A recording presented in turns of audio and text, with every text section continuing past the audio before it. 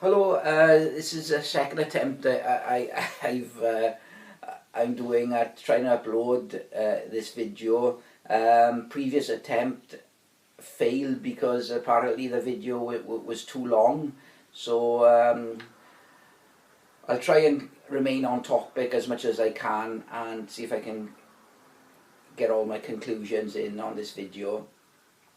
Anyway, yesterday I went to hear the Rega RX3 speakers. In actual fact, I went to my local hi-fi shop, which is Audio T Swansea, with no other reason than to have a look to see what they had on demonstration there, because they're a really good shop. They change their equipment there quite frequently, so there's always something interesting to listen to, something new to listen to, and I had no intentions of actually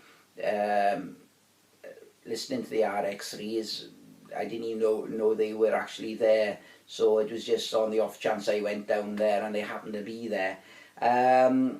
So as part of the visit I did take this CD with me. It's the Pretenders' I Love You. Now, just very quickly I'll explain that this is a live semi-acoustic recording of some of their more famous tracks. It is in my opinion, is a really very well recorded CD. It's a CD that I've had for quite some time, and I'm very familiar with the recording and with the performance and with the music. So and I think it's one of those CDs that I use as a sort of like reference as well. If I make any changes here to my system, may even just swap speakers around or change the positioning of speakers or just try different speaker cable and what have you. So there's a lot of variety on this, I find, especially with bass as well, because there's a lot of really nice tests here for bass, I think, on this CD. Anyway, I went in the shop and they mentioned that they had the Rega RX3s, that they just received them, and yeah, I thought this was a good opportunity to have a listen to them. The setup, the associated equipment was a Name CD5 XS. I have a Name CD5X, excuse me. The XS, I believe, is, to the best of my knowledge, the only difference is that the XS has the option to add a DAC to it. So it is, again, very similar CD player to mine. It had a flat cap, which I have a flat cap on mine, flat cap power supply, and it was using a name amplifier, which I have here. So the system was very sort of like similar to what I got here, so it gave me an idea anyway. I thought this would give me a chance to have a listen to these speakers and to draw some basic conclusions. Anyway, first of all, looking at the speakers, I thought the first thing that struck me was the build quality. It looked really very good indeed. The finish was excellent. These were in the walnut finish, and it was really looked very nice indeed. The side speaker, side driver that is part of the RX3s, which was, I believe, on the original RS3s and RS5s and so forth, and before that the R series models as well, on the actual floor standing speakers. Yeah, the side drive-in speaker was very flush now to the cabinet. So, you know, just little things. I think they did look very well built. More importantly, how did they sound? And that's what's really important, I think, for me. And yeah, so I've had the chance of listening to, you know, over the years, different floor standing speakers. I've never owned them in my system. I've always been the one for stand mounting speakers, but you know, my experiences of listening to floor standing speakers have been variable. So what was really important for me, you know, what I'm looking for is a a speaker that can actually produce the bass without being woolly, without being boomy, and respond quickly and clearly. Mid-range clarity is really important to me as well when it comes to sound, and I think tweeters as well, in terms of that high frequency. I don't like any sort of harshness or over bright treble frequencies. I find that a little bit fatiguing to listen to. So yeah, using this CD, I thought, well, let's have a listen to see how these go. Now, a couple of things. What we did during the actual demo. First of all, you have the option with the RX3s to either have the side driving speaker facing inwards, or alternatively you could swap the speakers around so that the side driving speakers were facing outwards. Now, in the room that it was situated in this particular room, we tried both options, and we both agreed that in that particular room it was the sound was better with the side driving speakers facing outwards towards the side walls. There was enough distance there. I think it was, say, around about 3 foot either side, and the speakers were positioned around about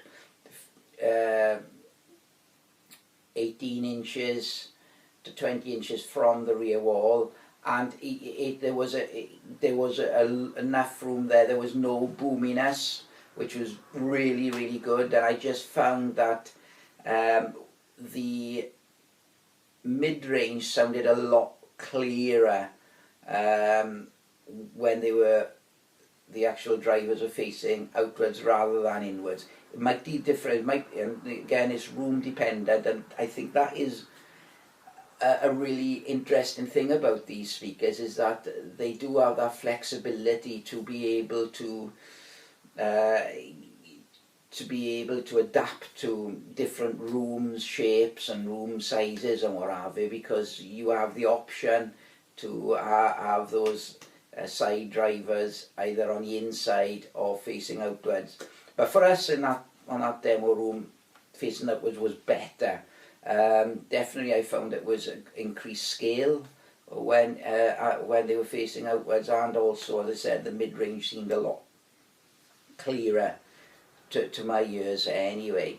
Now, as regards the bass, yeah, there was no apparent boominess or woolliness.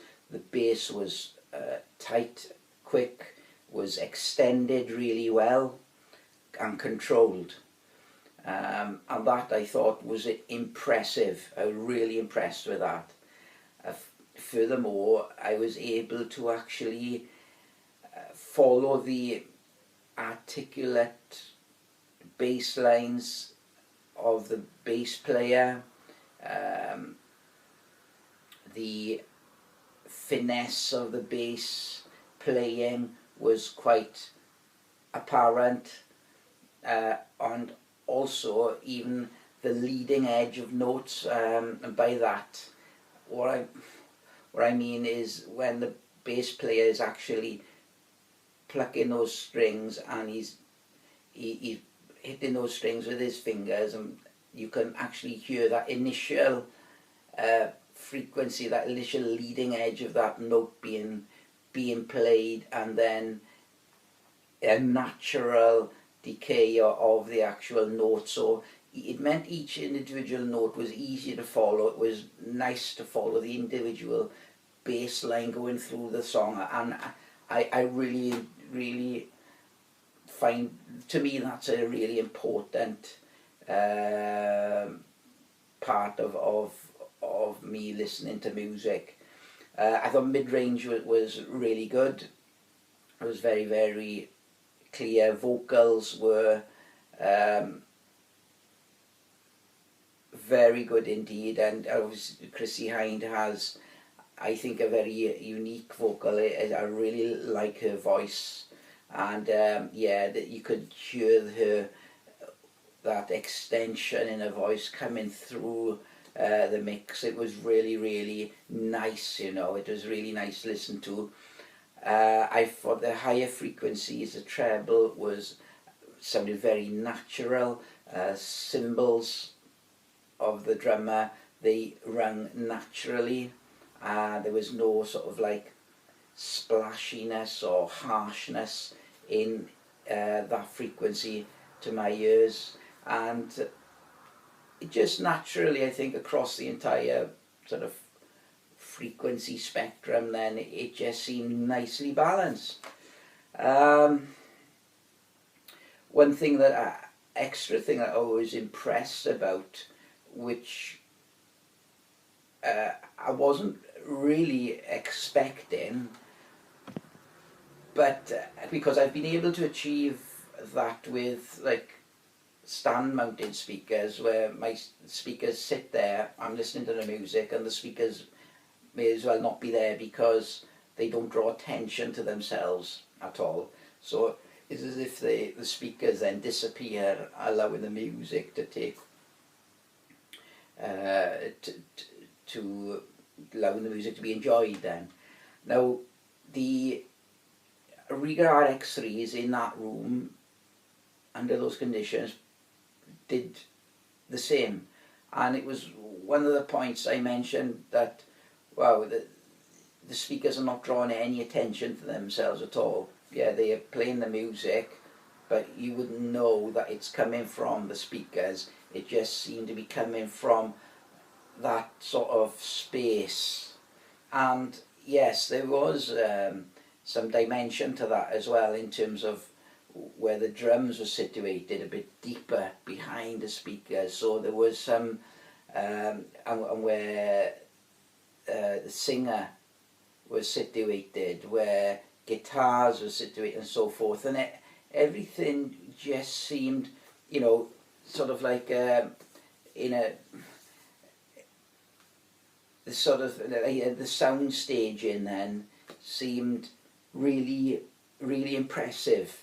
So yeah, overall I was it was a really worthwhile demonstration. It was really nicely done, and yeah, I was impressed with those speakers. I really was.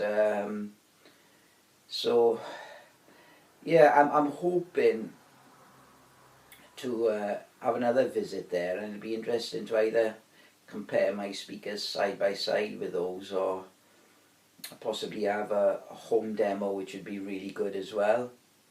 And what I'm hoping to do is to get a home demo done, and to have a listen to see how well those speakers interact with this room. I'm hopeful that it should go okay, to be honest, because I have enough space to be able to position the speakers with a great deal of flexibility. So anyway, that's it for now, and hope you enjoyed watching the video anyway. Thanks again. Bye bye.